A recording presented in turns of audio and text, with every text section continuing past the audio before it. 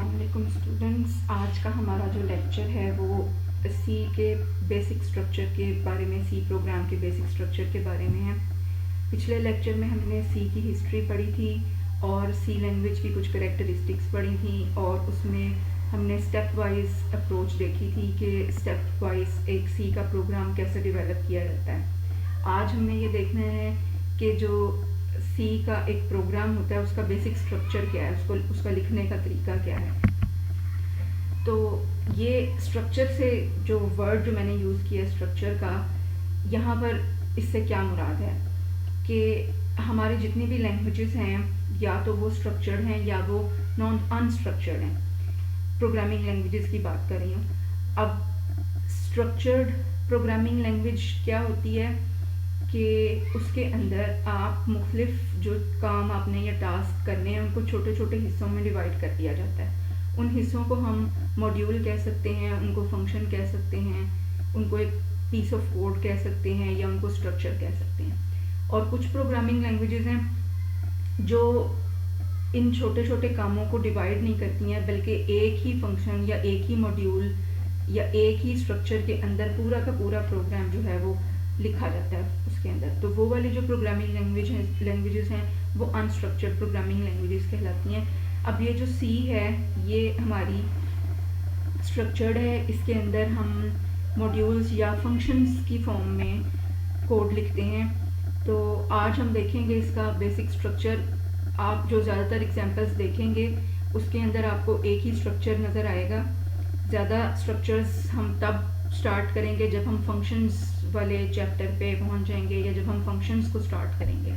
तो अभी आपको जितने भी प्रोग्राम्स आप देखेंगे उसमें आपको एक ही स्ट्रक्चर नज़र आएगा या एक ही फंक्शन नज़र आएगा जिसके अंदर हमारे सी प्रोग्राम की इम्प्लीमेंटेशन हो रही होगी। अच्छा जी, अब सिंपल प्रोग्राम है हमारे पास यहाँ पर एक, ये मैं आपको साथ साथ एक्सप्लेन करती जाती हूँ। एक सिंपल प्रोग्राम है, ये मैंने उसका कोड लिखा है जो हमारी आउटपुट स्क्रीन के ऊपर ये वाले वर्ड्स प्रिंट करेगा, हेलो वर्ल्ड।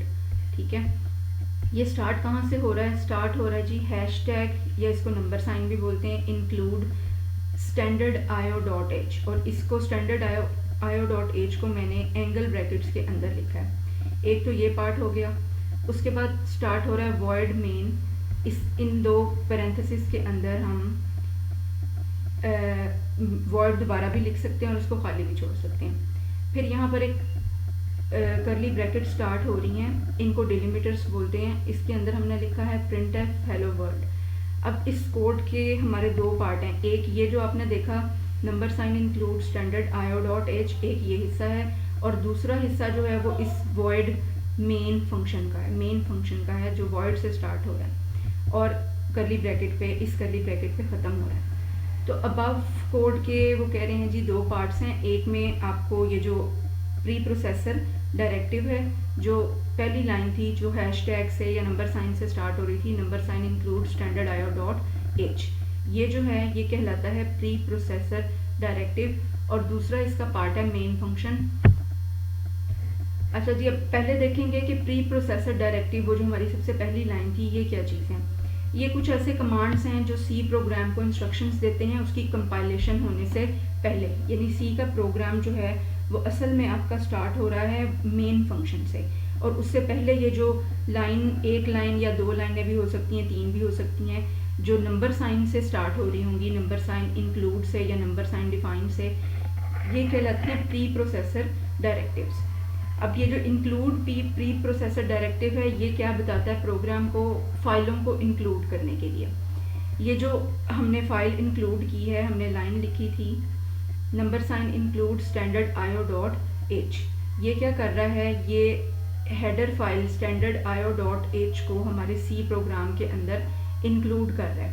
अब ये जो standardIO.h फाइल है ये एक लाइब्रेरी फंक्शंस वाली फाइल है जिसके अंदर हेडर फंक्शंस के हेडर्स पड़े हुए हैं, डेफिनेशंस उनकी हैं, इनपुट और आउटपुट फंक्शंस की। अब ये जो इनपुट और आउटपुट फंक्शंस हैं ये बने बनाए सी लैंग्वेज के अंदर पहले से मौजूद हैं। इनको हम अपने प्रोग्राम के अंदर कॉल कर लेते हैं जब हमने इनपुट लेनी होती है या जब हमने आउटपुट देनी होती है। इनको हम स्पेसिफिकली यहाँ पर अलग से डिफाइन नहीं करते। अब अगर हमने कोई आउटपुट देनी थी, जैसे कि मैंने कहा था कि हमने जैसे प्रीवियस स्लाइड में प्रोग्राम लिखा हुआ था, यहाँ पर एक फंक्शन यूज़ हो रहा है, मेन फंक्शन के अंदर एक फंक्शन यूज़ हो रहा है printf हेलो वर्ल्ड। ये फंक्शन क्या कर रहा है, ये इन अल्फाज को, हेलो वर्ल्ड को आपकी आउटपुट स्क्रीन के ऊपर प्रिंट करवा रहा है। अब ये देखें कि जैसे मेन की बॉडी हमने यहाँ लिखी है, ये वॉइड मेन, आगे स्मॉल ब्रैकेट्स आ रही हैं, ये उसका हेडर था या उसकी हेडिंग थी फंक्शन की, और ये जो करली ब्रैकेट्स हैं ये उस फंक्शन की बॉडी है। लेकिन आपको printf में कोई बॉडी जो है वो नज़र नहीं आ रही है। ये जो बॉडी है ये असल में यहाँ पर नहीं बल्कि लाइब्रेरी फाइल के अंदर डिफाइन हुई हुई है, जिसको हमने प्री प्रोसेसर डायरेक्टिव इंक्लूड के ज़रिए उस हेडर फाइल को इंक्लूड कर लिया है, जिसका नाम है standard input output dot H. Headers इसके अंदर शामिल हैं सारे इनपुट और आउटपुट फंक्शंस के। अब इस फंक्शन को हमने इसके अंदर इस फाइल की मदद से यूज़ कर लिया।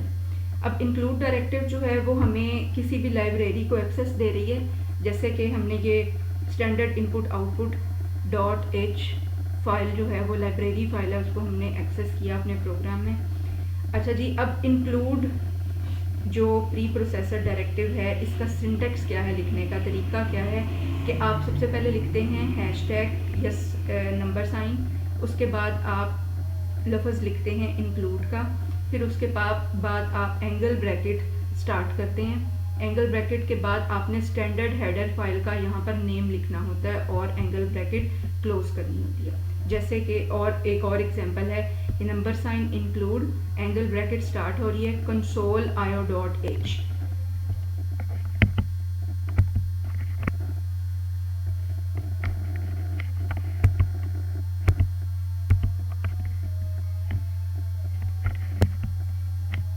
और नेक्स्ट जो है वो है नंबर साइन इंक्लूड math.h।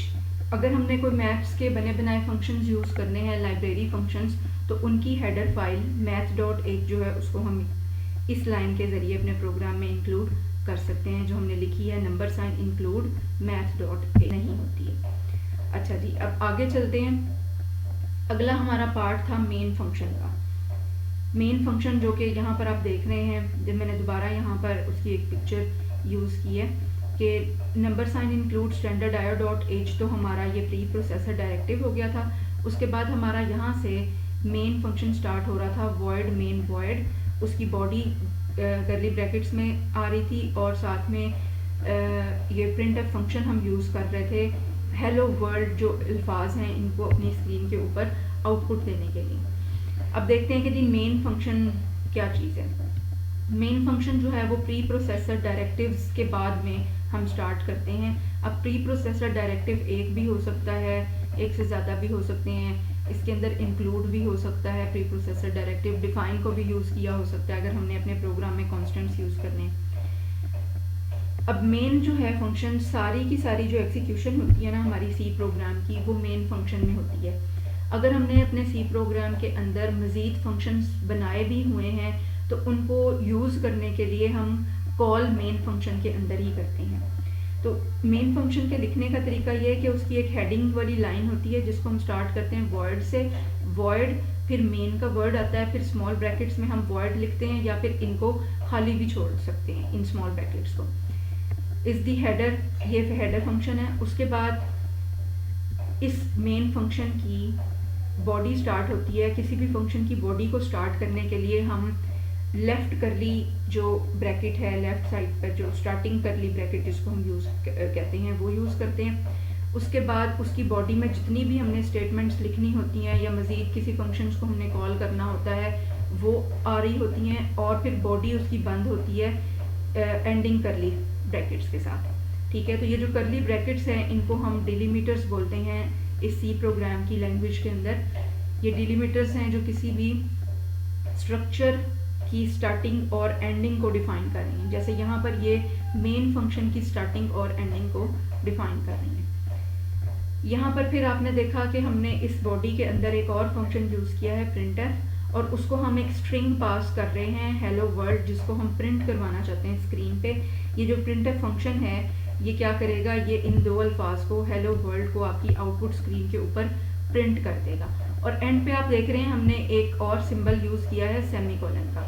ये जो सेमी कॉलन है ये हर स्टेटमेंट की एंड पे यूज़ करते हैं कंपाइलर को बताने के लिए कि हमारी जो स्टेटमेंट है वो यहाँ पर टर्मिनेट हो रही है। अब यहाँ पर आपने ये गौर करना है कि हमने ये जो टर्मिनेटर है ये वॉइड मेन वॉइड के बाद यूज़ नहीं किया, हमने करली ब्रैकेट्स जब स्टार्ट हो रही थी तब यूज़ नहीं किया, करली ब्रैकेट्स जब एंड हो रही थी तब यूज़ नहीं किया। वो इसलिए कि ये सब जो थे वॉइड मेन वॉइड स्टेटमेंट नहीं है, करली ब्रैकेट का स्टार्ट होना स्टेटमेंट नहीं है। हाँ अलबत्ता ये जो हम यहाँ पर प्रिंटफ फंक्शन को कॉल कर रहे हैं ये ज़रूर एक स्टेटमेंट है जिसके एंड पे हमने सेमीकोलन लगाया। इसी तरह ये जो करली ब्रैकेट क्लोज हो रही थी ये भी एक स्टेटमेंट नहीं है, ये खुद बजाते खुद बता रही है कि यहाँ पर एक फंक्शन जो है वो ख़त्म हो रहा है। तो प्रिंटफ फंक्शन जो है इसको हम डिटेल में जब हम इनपुट एंड आउटपुट फंक्शंस को पढ़ेंगे उस वक्त हम इसकी सारी डिटेल पढ़ेंगे।